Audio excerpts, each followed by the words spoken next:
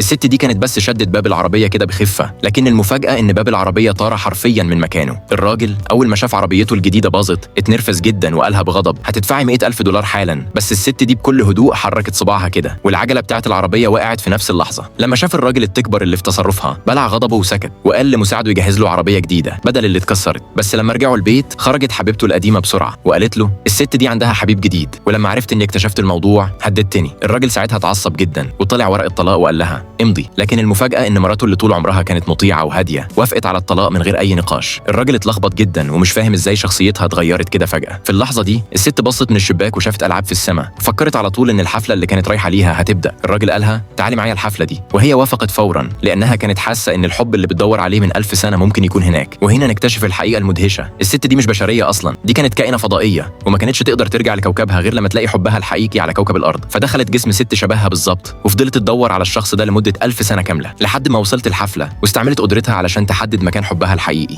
وطلع الراجل ده راجل اعمال غني جدا وبارد المشاعر، فراحت له بابتسامة وقالت له كلام لطيف، لكن هو افتكر انها بتحاول تتقرب منه علشان فلوسه وقال لها ببرود ابعدي عني.